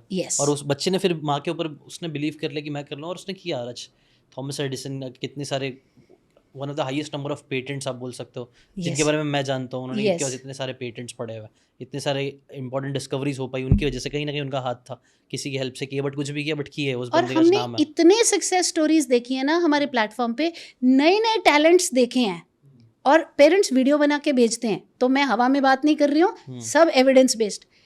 कोई एक ऐसी स्टोरी है जो एकदम दिल के करीब है, आपको सुन के बहुत अच्छा लग गया? बहुत सारी हैं। अभी एक हमारी स्टूडेंट है, उसका अभी कॉलेज में एडमिशन हुआ है, मास कॉम में, ऑटिस्टिक है। विनय का जिसका मैंने आपको वीडियो दिखाया था, वो अब 10th में, वो 2020 में आया था मेरे पास। तो ऐसा उसकी बैक स्टोरी क्या है? मतलब कि जब माँ बाप आए थे तब वो लोग ऐसे बोल रहे थे कि दोस्ती नहीं कर सकता है, ऐसा नहीं, स्कूल से निकाल दिए गए थे बच्चे। अच्छा। हाँ, कि ये बहुत ज़्यादा बिहेवियर करते हैं। और जिस बच्चे की आपको मैंने फोटो दिखाई, इसके दोनों पेरेंट्स डॉक्टर्स हैं। फादर ओपन हार्ट सर्जन है और मदर मैक्सिलोफेशियल सर्जन है। अच्छा। हाँ, मेदांता में, काफ़ी बिग शॉट। उसके बावजूद इन्होंने बहुत कोशिशें करके, प्रॉब्लम क्या थी? ऑटिज्म। हाँ, ऑटिज्म। मतलब क्या निकाल दिया स्कूल से? वो क्या बोला? हाँ, उसको निकाल दिया। बिहेवियर्स थे ना बच्चे के। वो चीखने लग जाएगा, वो काटेगा, वो मारेगा, तो या तो इसको मेडिसिन पे डाल दीजिए या इसको निकाल दीजिए, हम इसको नहीं रख सकते, ऐसे वाली स्टोरी। तो वो जब आए थे तो काफ़ी डिप्लोरेबल सिचुएशन थी, पर अब जैसे मैंने आपको बताया कि he is appearing for 10th board exams, and आपको मैंने वीडियो दिखाई थी, दोस्ती करिए किसी के साथ, घर में भी खेल रहे हैं, बाहर भी घूमने जा रहे हैं। It took effort, but that ladies faith in me, that ये पता नहीं मैं रेजोनेट कर रही हूँ इससे, ये जो बोल रही है मैं सुन लूँ, and then she gave up her work, she is a practicing doctor, and she said no, and she started working with the kid. I don't think she regrets it today. Yeah, then more stories. एक और बच्चा हमारे पास, एक बच्चा है जो fantastic tabla बजाता है। अच्छा। अब पेरेंट्स जनरली, आपने जैसे टीवी पे भी देखा होगा, ये ऑटिस्टिक है, इसको बोलना नहीं आता पर गाना अच्छा गाता है। अरे बोलना नहीं आता, आप सिखा सकते थे अगर आपके पास टेक्निक्स होती। ये पूरा स्विम किया है इंडियन ओशन में, वो एक बच्ची का आया था, पर इसको बोलना समझना कुछ नहीं आता। अगर आपने पिरामिड किया होता तो वो आ जाता था। तो इनके अंदर एक, अब ये थोड़ा टेक्निकल बात कर रही हूँ, DRD4, ये एक जीन है, ये ऑटिज्म और ADHD में होती है। अच्छा, this is the novelty seeking gene. इस जीन की वजह से वो बच्ची के अंदर उस तरीके की ताकत है कि वो इंग्लिश चैनल में स्विम कर रही है, या फिर वो बच्चा जो जैसा गा रहा है, या मेरा जय जैसी पेस्ट्री बना रहा है, वो आप और मैं मैच नहीं कर सकते, क्योंकि ये इनको यूनिक भगवान ने गिफ्ट दिया है। पर ये गिफ्ट रैप्ड है। वो रैप जो खोलना है ना, वो है 5 फिंगर पे काम करना। बिहेवियर खत्म करो, लैंग्वेज बढ़ाओ, सोशल स्किल बढ़ाओ, उनका कॉन्फिडेंस बढ़ाओ, उनके एकेडमिक स्किल्स के लिए उनको अलग अलग तरीके सिखाओ सिखाने के। वो पहले खुद सीखो फिर सिखाओ। मुझे याद है एक पेरेंट अमेरिका से, मेरे बहुत सारे इंटरनेशनल स्टूडेंट्स भी हैं, तो वो प्रोफेसर साहब थे, तो वो मेरे को बोलते हैं इतना काम करना पड़ेगा। और इंडियन थे, Indian origin but American. And he said if this was my car I would have junked it. और मुझे इतना शॉक लगा उस स्टेटमेंट से, वो मैं आज भी नहीं भूलती हूँ। And it was a Zoom call, so I am looking at him and I just looked at him and said you still can junk him. That's a choice you have. But guys, that's a choice you have. Will you junk your kid, or will you work your everything off to make a life meaningful? He's not a car, but you still can junk him. I really hope you don't make that choice. Yeah? ऐसे लोग करते हैं, parents करते हैं कई लोग। बहुत। आपने अभी सुना नहीं, ऑटिज्म आश्रम में 4थी डेथ हुई है। 4था बच्चा वहाँ पे, कोई हार्ट अटैक से मरा है, कोई स्विमिंग से मरा है। अरे छोड़ आते हैं। मुझे एक चीज़ बताइए, आपने अपने पेट से निकाला, आप माँ हो, है ना, आपको रिस्पॉन्सिबिलिटी लेनी नहीं। अरे मैं कहाँ सीख पाऊंगी, अरे नहीं मेरे से नहीं होगा, है ना। पिताजी भी बोले नहीं नहीं हम नहीं कर सकते। आप उसको कहीं छोड़ आए। उस बंदे की क्या लायबिलिटी है कि वो दिन जागे रात जागे। अगर मैं चाहती हूँ मेरे बच्चे को ऐसी टीचर मिले जो दिन रात काम करे, पैशनेट होए, तो पैशनेट टीचर तो पैशनेट फ्रीक्वेंसी में मिलेगी ना। मैं डिस्पैशनेट, वो पैशनेट, कैसे कॉम्बिनेशन होगा? जब मैं वो लेवल की पैशनेट हूँ ना, तो वहां पर मुझे मेरे साथ वाले लोग मिलेंगे लॉ ऑफ अट्रैक्शन से। ये नहीं होगा। एब्सोल्युटली। क्योंकि आपकी बातों में कई सारी चीजें ना वो मैच हो रही है, और आपके एक्शंस में भी वो चीजें मैच हो रही और है। ये भी मैं बताऊंगी, कई लोग हंसेंगे बट मैं बताऊंगी। मैं जब मेरे को प्रॉब्लम्स आती थी जय के साथ, तो मैं आंख बंद करके देखती थी, बहुत बड़ा सा स्टेडियम है और ये मैंने पता नहीं कितने साल किया है, खचाखच भरा है लोगों से, और स्टेज पे कुछ अनाउंस किया जा रहा है। एक हैंडसम सा लड़का है, काले रंग का कोट पहना है, टाई ऐसे ठीक कर रहा है, टाई वो भी मुझे याद है एग्जैक्ट। दौड़ता हुआ स्टेयर्स चढ़ रहा है, और मेरे बाल सफ़ेद हैं तो शायद अभी टाइम नहीं आया। और फ्रंट सीट में, और तब तो मेरा दूसरा बच्चा नहीं था, तो भी मुझे वो वहाँ पे, जबकि मुझे बेटी चाहिए थी बहुत ज़्यादा, पर मुझे वहाँ पर एक और टीनेजर दिखता था, वो भी अच्छा सुंदर सा, और मेरे हस्बैंड ऑफ कोर्स। हम दोनों के बाल सफ़ेद हैं और हम बैठे हैं और आँख से ऐसे गिर रहा है और मैं क्लैप कर रही हूँ, और वो अवार्ड फंक्शन में जय को कोई अवार्ड मिल रहा है। ये तब था जब वो ज़मीन पे लौट रहा होता था, चीख रहा होता था, बिहेवियर्स आसमान को छू रहे होते थे। तो मैं फिर काम करती थी और फिर जाती थी और ये विजुलाइज करती थी। तो मैं कहती थी it's a matter of time, that's all it is. Amazing. या कई सारे लोग आई थिंक गूज़बम्स आ गए होंगे सुन के। आने चाहिए, वैसे आने चाहिए। मेरे को लगता है ये सब गोल्स, आपके विजन, विजुअलाइजेशन एक बहुत पावरफुल टेक्निक है, और बहुत सारे इसको ओलंपिक एथलीट्स जैसे माइकल फेल्प्स भी बहुत बार यूज करते हैं। विजुअलाइजेशन माइकल करते फेल्प्स रहते हैं। ADHD है बाय द वे, हाँ, और उसने ADHD को यूज किया है। आगे उसके बढ़ने अंदर के लिए। इतनी पावर है जिसे पेरेंट्स रेस्पिरोडॉन दे के बैठा देते हैं कि उचकता ही रहता है। उसने कहा ले ये पॉजिटिवली उचक लेता हूँ मैं। ये कितना इंपॉर्टेंट है। ये सिर्फ एक चीज़ अगर समझ जाए, जो भी चीज़ आपको आपके बच्चे को मिली है, आपने बोला ना गिफ्ट है, सबसे पहली चीज़ उसको गिफ्ट की तरह देखना चालू करो। Yes. उसको कर्ज की तरह देखना बंद कर दो। Absolutely. अगर आप उसको कर्ज की तरह देखने का जब गिफ्ट की तरह देखने लग जाओगे, तो आपको 10 पॉसिबिलिटीज मिलेगी कि इस गिफ्ट को कैसे यूज किया जा सकता है आगे बढ़ने के लिए, जैसे कि माइकल फेल्प्स ने कर डाला। Yes. बट हाँ, उसको गिफ्ट की तरह देखो तो पहले। हाँ, और फिर उस पर बहुत तपस्या लगती है। अब जैसे उसका मैंने बताया था, उसका 1.5 नंबर आया था 80 में से। वेलेंसीज मैच करना केमिस्ट्री में 8th में। और जय की बात मेरे पास ये चॉइस थी ना कि मैं उसको जाके बोलती कि जब देखो तब किचन में घुसा रहता है, कुकी बना रहा है, ये कर रहा है, ये क्या तेरे नंबर आए। कर सकती थी मैं, लेकिन मैंने उसको पूछा कि बेटा तेरे को क्या अच्छा लगता है, तो उसका एक ही जवाब था, तो पता ही था मुझे, किचन में काम करना। तो 1.5 नंबर आए तो छोड़ देना इसको। तो उसी में ग्रेजुएशन कर ली, होटल मैनेजमेंट में। Very nice. आई थिंक ये पेरेंट्स वही, आई थिंक इसको 3 इडियट्स, ये सारी चीज़ें कहीं ना कहीं हमें ये सारी मूवीज यही सब सिखाती है, रिलेट करता है। सब रिलेट करते हैं कि अब जो आपकी स्ट्रेंथ है बच्चे की उस पर ज़्यादा फोकस कराओ। उसका मतलब ये नहीं है, एक और चीज़ आपकी अच्छी लगी, आप ना देखो ऑप्टिमिस्टिक हो बट आप रियलिस्टिक भी हो। या ऐसा नहीं है कि ब्लाइंड ऑप्टिमिज्म है कि नहीं भाई मेरा बच्चा दुनिया का सबसे अच्छा बच्चा है, मैं कुछ काम नहीं करूंगी, उससे कुछ काम नहीं करवाना है, बस वो बेस्ट है। वो भी नहीं है। वो आप तो अमेरिकन आइडल सिंड्रोम बोलते हैं, वो ऐसा या नहीं है नहीं कि सब कुछ बेस्ट है, नहीं ऐसा नहीं है। क्या है, क्या कर सकते हैं उसके ऊपर काम करेंगे, ऑप्टिमिस्टिकली काम करेंगे और ग्रो करते जाएंगे, तो वो वो मेरे बहुत अच्छी हिसाब है। से ना सिचुएशन से भागना है, वो तो झूठ है। आप राइट। मानोगे तो सही कि आप मेरे को इशू है, मानोगे ही नहीं तो काम कहाँ से करोगे। मुझे ऑटिज्म से प्रॉब्लम नहीं है, उसको डिसेबिलिटी कहने से प्रॉब्लम है। आप चैलेंज कह लो तो चैलेंज तो महा ही चैलेंज है ही है, वो कौन सा नहीं या है। गिफ्ट ही बोलो, गिफ्ट की तरह देखना स्टार्ट कर दो। हाँ। ठीक है, गिफ्ट आपको मे बी जैसा चाहिए था गिफ्ट वैसा नहीं मिला, बट अगेन गॉड का गिफ्ट है। और शायद आपको बाद में रियलाइज हो, आई थिंक जैसे आपके साथ हुआ, एक टाइम में आपको भी नहीं लगा होगा कि यार ये चीज़ मेरे लिए अच्छी थी, बट मैं एज अ थर्ड पर्सन देख के बोल सकता हूँ कि सच में आपके लिए वो गिफ्ट था। बहुत बड़ा गिफ्ट। क्योंकि वो गिफ्ट की वजह से आज आप कितने लोगों को वो गिफ्ट दे पा रहे हो। Yes. गिफ्ट के जब आप सिखा पा रहे हो कि भाई ये इम्पैक्ट होता ही नहीं अगर आपको वो नहीं आता। ऊपर वाले ने शायद आपको चुना है, अगर आप इसकी तरह देख सकते हो तो मैं स्पिरिचुअल इस लेकर चीज़ देखो। के लिए जय के लिए इतनी ग्रेटफुल होती हूँ। और टीचर्स डे पे मैं सबसे पहले मन के अंदर उसको नमन करती हूँ कि तुम ही तो हो मेरे सबसे पहले टीचर। तुम नहीं आते तो मैं कहाँ से इधर इस रास्ते पर भी कैसे पढ़ती। एक वीडियो था, मुझे बहुत अच्छा लगा था, एक लेडी ने बनाई थी। और कैसे पता चलेगा कि आप चोजन वन हो? आपको लगता है कि आप चोजन वन हो जो आप बहुत लोगों की लाइफ में इम्पैक्ट क्रिएट करेगा या करेगी? जिस दिन आपको ये समझ में आ जाए कि बाकियों के मुकाबले आपकी 30 से 40% वाट भगवान ने ज़्यादा लगाई है आपकी तकलीफें ज़्यादा ज़्यादा है, दी है, हाँ। तो आपको समझ जाना चाहिए you are the chosen one. Yes. लेकिन अनफॉर्चुनेटली लोग क्या करते हैं कि वो डिप्रेशन वाले रास्ते पे चले जाते हैं। डिप्रेशन वो सफ़ेद हाथी है जो आप अपने घर के बाहर बांध नहीं सकते हो, ये याद रखना। वो इतना खाएगा वो आपको ही खा लेगा, है ना, वो बहुत एक्सपेंसिव है दिखने में, हाँ।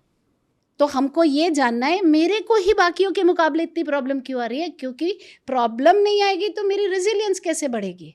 और रेजिलियंस नहीं बढ़ेगी, अब जैसे मैंने आपसे शेयर किया था, जब प्रॉब्लम नहीं आ रही है तो मैं ज़बरदस्ती प्रॉब्लम बुला रही हूँ। एवरेस्ट बेस कैंप गई थी एट एज 48। हाँ, बट वो भी पॉजिटिव तरीके से आपने हाँ, किया। ऐसे नहीं कि आप छोटी छोटी बातों में फंस गए वहीं पे झगड़े कर रहे हो। नहीं, कई बार नहीं, लोग करते हैं ना, छोटी प्रॉब्लम्स पकड़ लेते हैं। हमारा ब्रेन सीख करता है प्रॉब्लम्स को, हाँ, सोल्यूशन ढूंढना चाहता है, उसका काम ही है उसका काम प्रॉब्लम एनर्जी सेव करना, प्रॉब्लम्स को ढूंढना, उसको सॉल्व करना। हाँ, बट ये हमारी चॉइस है कि हम कौन सी प्रॉब्लम चूज कर रहे हैं। छोटी प्रॉब्लम्स कि यार उसने मुझे ऐसा बोल दिया, इसने मुझे ऐसा बोल दिया, या फिर घर में जो आप छोटी मोटी बातों पे लड़ रहे हो जो शायद एक दो दिन में ज़रा भी मैटर नहीं करेगी, या फिर कुछ आप ऐसा कर रहे हो जो आपको एम्पावर कर रहा है। जैसे कि आपने प्रॉब्लम है माउंट एवरेस्ट चढ़ना है, अब ये प्रॉब्लम कैसे कर सकते हैं, इसको मे बी इस पर जाना कैसे होगा, तो आप अपना सेल्फ रेजिलियंस भी बढ़ा रहे हो, कॉन्फिडेंस भी बढ़ा रहे हो, और आप अपने आप को आगे लेके जा रहे हो। Yes. या फिर आप ऐसा गोल बना रहे हो कि यार मुझे ऑटिज्म पूरा खत्म करना है, या फिर ऐसे इंस्टीट्यूट बनाना है। ये एक बहुत बड़ी प्रॉब्लम है। आई थिंक यही चीज़ 99% को है ना, मतलब 1% को 99 से अलग कर देती है। 1% लोग है ना, they choose to focus on bigger problems in life and पूरी एनर्जी वो वहाँ पे लगाते हैं, और इसलिए वो 1% बन जाते हैं। वरना 99% यही इवेंट्स में लगा रहेगा जो छोटे मोटे दिन भर न्यूज़ पे चलते रहते हैं, घर में चलते रहते हैं, और उसमें फंस के ख़त्म हो जाता है। यहाँ पे ना मैं एक चीज़ बोलना चाहूँगी कि as a parent and as a human being it is very very important. आप किसी को अपना गोल्ड का नेकलेस दे दो एक बार को, फिर आप पैसे ले आओगे, आप कमा लोगे, या कोई चुरा भी ले जाए। किसी को अपने 3 प्रेशियस घंटे देने के पहले ये बहुत सोच लेना कि ये मूवी मेरे 3 घंटों के लायक भी है कि नहीं। मैं मुफासा पिक्चर मैंने जय को बोला तू भी देख के आएगा, और 4D में अपने छोटे वाले को दिखाई, और पूरा उसमें कितना लाइफ लेसन्स है। फिर बोलता है पुष्पा, मैंने कहा सवाल नहीं उठता मतलब नहीं है बोलता है मैं यहाँ पे जियो हॉटस्टार पे आएगी तब देखूंगा। मैं कहा मैं कनेक्शन काट दूंगी क्योंकि ना सिर्फ वो तुम्हारी जिंदगी के 3 इंपॉर्टेंट घंटे बर्बाद हो जाएंगे, क्या पता उससे तुम क्या मैसेज उठा लो जिससे तुम्हारी मिट्टी कैसी बन जाए। और कल को एज अ मदर मेरी रिस्पॉन्सिबिलिटी है, ठीक है मैं पैनिक ज़्यादा करती हूँ, लेकिन मेरा अपना टाइम भी मैं बहुत सिलेक्टिव हूँ। मैं 50 रिव्यू देखूंगी, मैं सबसे पूछूंगी कौन सी पिक्चर मेरे टाइम के वर्थ है, कौन सा पॉडकास्ट मेरे टाइम के वर्थ है। उसको ही टाइम दूंगी, और प्लीज़ आप लोग भी ये करें। एक दिन में ये माइंडसेट नहीं बन जाता, इस माइंडसेट के ऊपर भी बड़ी मेहनत लगती है। Be very choosy to be honest, मतलब वही समरी करके अगर मैं बोलूँ इस चीज़ को, तो ये बहुत चूज़ करो आप। एक बार आपने वो एग्जाम्पल बहुत अच्छा दिया, एक बार किसी को अपनी गोल्ड की चीज़ें दे दो, पैसा दे दो, वो वापस आ जाएगा। लेकिन एक बार आपने अपना टाइम जो दे दिया है सामने वाले को, वो कभी वापस नहीं आएगा, चाहे आप मिलियंस ऑफ डॉलर्स बाद में कमा लो। तो why not value it, why not Yes, be choosy, थोड़ा सा सेल्फिश हो जाओ, थोड़ा सा कंजूस हो जाओ अपने टाइम को लेके। बिल्कुल। अपने टाइम को लेके तो ज़रूर कंजूस होना चाहिए आपको, और वहीं पे अपना टाइम देना चाहिए जहाँ एक्चुअल में आपकी ज़रूरत है, जो आपको आपके गोल्स की तरफ लेके जा रहा है, अपने पेरेंट्स या अपनी फैमिली मेम्बर्स जो वैल्यू ऐड करे, जो आपको अच्छा फील करा है। तो ये चीज़ बहुत प्यारा लेसन है मेरे हिसाब से। सो मैं लास्ट क्वेश्चन आपसे ये पूछना चाहूँगा कि कौन सी एक ऐसी चीज़ है जिसके लिए आज आप सबसे ज़्यादा प्राउड फील करते हो, which is giving you this smile, जो आप, मुझे लगता है जैसे ही मैंने बोला आपके दिमाग में वो आ भी गया, तो एक प्यारी सी वाइब्रेंट सी स्माइल आपकी, वो किस वजह से आ रही है? हाँ, as a parent I am happy that although no parent ever, and I think that goes to me also, no parent ever can be fully satisfied that I have done my job. वो कहीं ना कहीं still वो रह जाता है, और वो अच्छी बात है कि हैव आई डन इनफ। हाँ, तो वो अच्छी बात है। तो you are always on your toes, but like I said that God give Rajni 100 years to live, yeah, and others also. But suppose he decides, boy, it's done, chalo घर वापस, and next 15 minutes I close my eyes, I'm not worried what's going to happen to him, who will take care. Life of dignity and respect is what my son has today. He has friends, he's not dependent on anybody, he's earning money going beyond which I never thought. He even got a promotion and a salary raise. Yeah, if I am not there, he will feel sad, but he will live. So this is one thing that makes me feel proud. और इसके लिए मैंने जो भी मेहनत डाली, अगर मुझे उसकी 3 गुना भी डालनी पड़ती ना, 4 गुना भी डालनी पड़ती, आई वुड नॉट माइंड, क्योंकि ये बहुत बड़ा रिवॉर्ड है अपने आप में। इसके लिए अगर आपको पेरेंट वर्जन 2 बनना है, हम करते ना हर साल, अब हमको आईफोन 16 चाहिए, अब 18 चाहिए, अब फलाना चाहिए, तो अगर वर्जन नेक्स्ट बनना पड़ रहा है बच्चे के लिए, तो I think it's worth it, क्योंकि आप शांति से जी सकते हो और शांति से जाओगे कि अपना काम पूरा करके गए। Amazing, amazing, that's such a beautiful message. मैं इसके ऊपर ना एक मैंने किसी तो पेरेंट कोच का एक वीडियो देखा था, उसके अंदर उन्होंने ये चीज़ बोली थी, मुझे बहुत अच्छी लगी थी। एक माँ का काम क्या होता है, या फिर पेरेंट का काम क्या होता है? उनका काम होता है अपने आप को काम से निकलवाना। यस, मतलब अपने बच्चे को वो सारी चीज़ें सिखा देना कि वो उनके बिना भी उसके बाद सर्वाइव कर उनकी सक जरूरत ना पड़े। ये Yes. पेरेंट का जॉब होता है, और आपने वो ब्यूटीफुली आप यही कर रहे हो। आपका आई थिंक एम ही यही था कि यार मेरा बच्चा मेरे बिना भी सर्वाइव कर सके, Absolutely. और वो आपने सिखा दिया। आई थिंक वो, और इतने चैलेंज के बाद भी आपने सिखा दिया। Yes, so it is unfortunately कई बार possible. चैलेंजेस नहीं होते तो भी हम नहीं सिखा तो भी पाते नहीं हैं। करते, तो भी लोग हाँ। नहीं, अपने आप को, वो पता नहीं उनके अंदर कुछ रहता है, क्या रहता है कि वो बच्चे बंधे न रहना चाहते हैं, हर चीज़ बच्चे को हमेशा करके देना है। अपनी इंटरनल इनसिक्योरिटीज की वजह से एक जिंदगी जिसकी रिस्पॉन्सिबिलिटी हम पे डाली गई है, अरे भाड़ में गई इनसिक्योरिटीज, उन्हें हील करो। Stand up to your self because you have a duty.